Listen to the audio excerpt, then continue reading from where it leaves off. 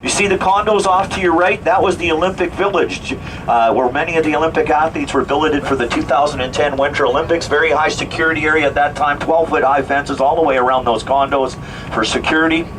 And some of the best real estate bargains in Vancouver are located in those condos right now. You can pick up an 800 square foot, one-bedroom apartment without a parking space for about $675,000. It's a great deal. You should take advantage of that. The big geodesic dome to your right there, folks, that was the main entrance and exit to the World's Fair in 1986.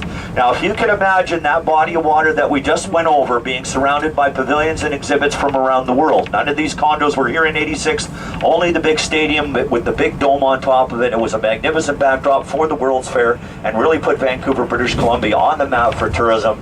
And Vancouver has been growing in leaps and bounds ever since that happened. So we're just coming into Yaletown. This is Yaletown, where all these condos have all been built and continue to be built. Are you folks still with me back there? Yes.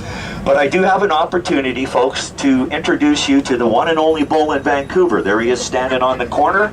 He did survive those Stanley Cup riots that happened just in this area here a number of years ago. He's very tame. You can go up and pet him at any time, and he hardly ever moves. You might see him wink every once in a while, depending on how much you've had to drink. And he does come fully equipped, by the way. Now, the reason why I mentioned that bull is because about this time last year, I drove right by that bull and I never said a word about it. A gentleman sitting behind me tapped me on the shoulders. We went by and he said, "Hey, Rick, what about the bull?" And I said, "Excuse me, sir, everything I've been telling you has been 100% correct." So ever since then, I mentioned the bull. And that's no...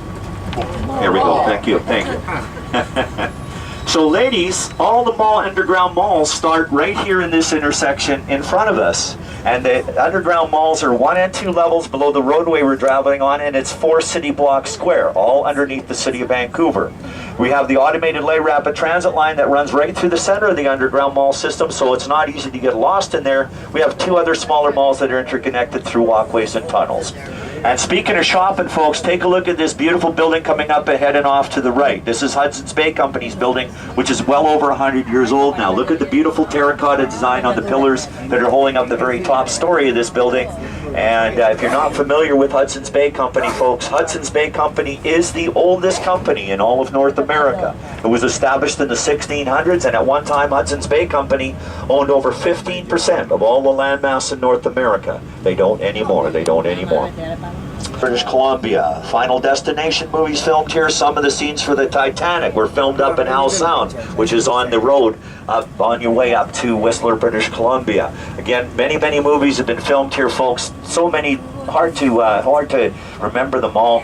But of course, many television productions also. Does anybody remember the Stargate series, Stargate television series? Many of the Stargates. How about Smallville, the Superman series? It was actually filmed in my old high school for the first 2 years of its production in Templeton Senior Secondary. So underneath, this is Canada Place Pier, folks. It was built for the World's Fair here in 1986 at a cost of $100 million. Pales in comparison to buildings that are built today.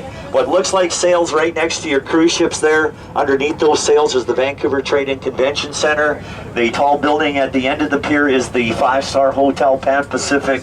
Just across the street from it is the Waterfront Fairmont Hotel. If you ever come back to Vancouver again, I would highly recommend that you stay at either one of these hotels, because they do command some of the most beautiful views of Vancouver and the surrounding area.